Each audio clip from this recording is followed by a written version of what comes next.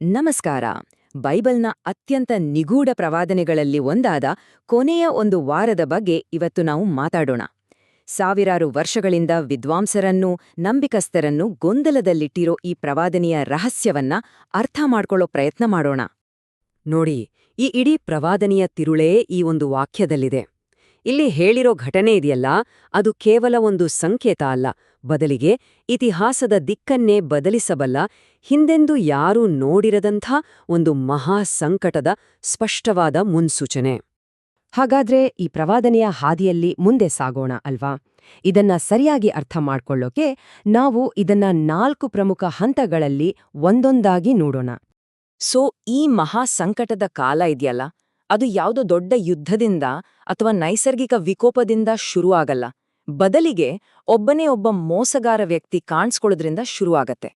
ಈ ಪ್ರವಾದನೆಯನ್ನ ಅರ್ಥ ಮಾಡ್ಕೊಳ್ಳೋಕೆ ನಾವು ಮೊದಲು ಮಾಡಬೇಕಾಗಿರೋದೇನು ಗೊತ್ತಾ? ಇದರಲ್ಲಿ ಬರುವ ಮುಖ್ಯ ಖಳನಾಯಕನನ್ನ ಗುರ್ತಿಸೋದು.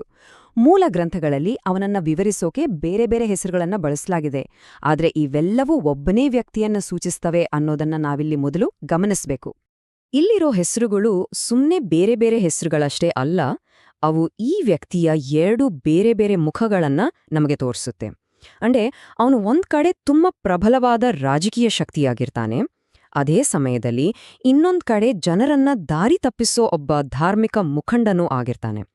ಈ 2 ಶಕ್ತಿಗಳು ಒಂದೇ ಕಡೆ ಸೇರೋದ್ರಿಂದಲೇ ಅವನು ಅಷ್ಟೊಂದು ಅಪಾಯಕಾರಿಯಾಗೋದು. ಮತ್ತು ಪ್ರವಾದನೆಯಲ್ಲಿ ಹೇಳಿರೋ ಹಾಗೆ ಇತಿಹಾಸದ ದಿಕ್ಕನ್ನೇ ಬದಲಿಸೋ ಘಟನೆ ಅಂದ್ರೆ ಇದೆ. ಈ ವ್ಯಕ್ತಿ ದೇವರ ದೇವಾಲಯದಲ್ಲಿ ಕೂತು ನಾನೇ ದೇವ್ರು ಅಂತ ಘೋಷಿಸ್ಕೊಳ್ಳೋದು. ಇದು ಅಂತಿಮ ದೇವದೂಷಣೆ.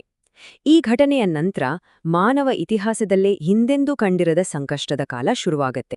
ಸರಿ, ಈಗ ಮುಂದಿನ ಹಂತಕ್ಕೆ ಹೋಗೋಣ. ಈ ವ್ಯಕ್ತಿಯ ಆಳ್ವಿಕೆ ಹೇಗೆ ಇಡೀ ಜಗತ್ತನ್ನ ತನ್ನ ನಿಯಂತ್ರಣಕ್ಕೆ ತೆಗೆದುಕೊಳ್ಳುತ್ತೆ ಅನ್ನೋದನ್ನ ನೋಡೋಣ.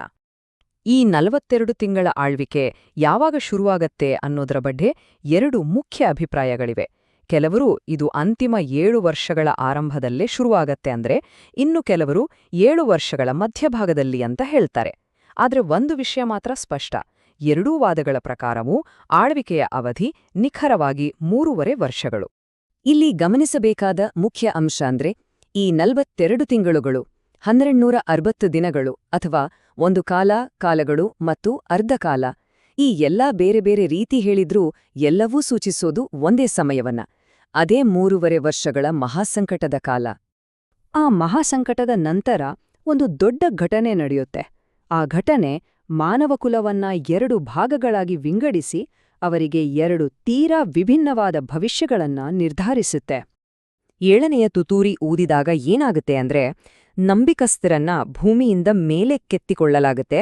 ಮುಂದೆ ಭೂಮಿಯ ಮೇಲೆ ನಡೆಯುವ ಯಾವುದೇ ಘಟನೆಗಳಿಂದ ಅವರನ್ನು ದೂರವಿರಿಸಿ ಅವರಿಗೆ ಆಶ್ರಯ ಸಿಗತ್ತೆ. ಇದೇ ನೋಡಿ ಆ ದೊಡ್ಡ ವ್ಯತ್ಯಾಸ. ಒಂದ್ ಕಡೆ ಪರಿಶುದ್ಧರು ಆಶ್ರಯದಲ್ಲಿ ಸುರಕ್ಷಿತವಾಗಿರ್ತಾರೆ, ಆದ್ರೆ ಇನ್ನೊಂದ್ ಕಡೆ ಭೂಮಿ ಮೇಲೆ ಉಳಿದವರಿಗೆ ದೇವರ ಅಂತಿಮ ನ್ಯಾಯ ತೀರ್ಪು ಶುರುವಾಗತ್ತೆ.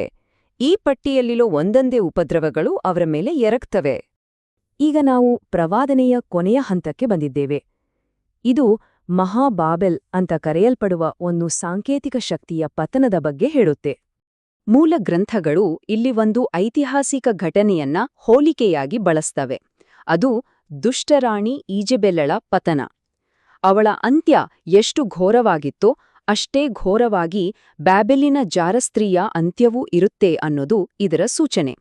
ಈ ಹೋಲಿಕೆ ಪ್ರವಾದನೆಯನ್ನ ಇನ್ನಷ್ಟು ಸ್ಪಷ್ಟಪಡಿಸುತ್ತೆ. ನೋಡಿ, ಜಾರಸ್ತ್ರೀ ಅನ್ನೋದು ಒಂದು ಭ್ರಷ್ಟ ಧಾರ್ಮಿಕ ವ್ಯವಸ್ಥೆಯ ಸಂಕೇತ. ಅದು ತನ್ನ ಸ್ವಾರ್ಥಕ್ಕಾಗಿ ಜಾಗತಿಕ ರಾಜಕೀಯ ಶಕ್ತಿಯ ಜೊತೆ ಕೈಜೋಡಿಸುತ್ತೆ. ಆದರೆ ಇದೇ ಮೈತ್ರಿ ಕೊನೆಗೆ ಅದರ ನಾಶಕ್ಕೆ ಕಾರಣವಾಗುತ್ತೆ. ಇಲ್ಲಿ ಒಂದು ದೊಡ್ಡ ಟ್ವಿಸ್ಟ್ ಇದೆ. ಯಾವ ರಾಜಕೀಯ ಶಕ್ತಿ ಆ ಸುಳ್ಳು ಧಾರ್ಮಿಕ ವ್ಯವಸ್ಥೆಯನ್ನ ಬೆಂಬಲಿಸ್ತಿತ್ತೋ, ಕೊನೆಗೆ ಅದೇ ಶಕ್ತಿ ಅದರ ವಿರುದ್ಧ ತಿರುಗಿಬಿದ್ದು ಅದನ್ನೇ ನಾಶ ಮಾಡ್ಬಿಡುತ್ತೆ. ಇದೊಂದು ದೊಡ್ಡ ವಿಶ್ವಾಸದ್ರೋಹ. ಪ್ರವಾದನೆಯ ಕೊನೆಯಲ್ಲಿ ಬರೋದು ಅರ್ಮಗೆದೋನ್. ಇದು ನಾವಂದ್ಕೊಂಡ ಹಾಗೆ ಯಾವುದೋ ವಿಶ್ವಯುದ್ಧ ಅಲ್ಲ, ಬದಲಿಗೆ ಇದು ದುಷ್ಟ ಶಕ್ತಿಗಳನ್ನ ಒಂದೆಡೆ ಸೇರಿಸಿ ದೇವರು ಅವರಿಗೆ ಅಂತಿಮ ನ್ಯಾಯತೀರ್ಪು ನೀಡುವ ಒಂದು ಘಟನೆ. ಹಾಗಾದ್ರೆ ಈ ಎಲ್ಲಾ ಸಂಕಟ, ನ್ಯಾಯತೀರ್ಪು ಮತ್ತು ದೊಡ್ಡ ದೊಡ್ಡ ಸಾಮ್ರಾಜ್ಯಗಳ ಪತನದ ನಂತರ ಏನಾಗುತ್ತೆ? ಎಲ್ಲವೂ ಮುಗ್ದೋಗುತ್ತಾ? ಇಲ್ಲ.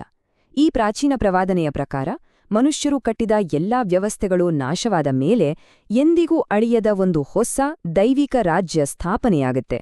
ಅದೇ ಬರಲಿರುವ ಪ್ರಪಂಚದ ಅಡಿಪಾಯ ಆಗಿರುತ್ತೆ.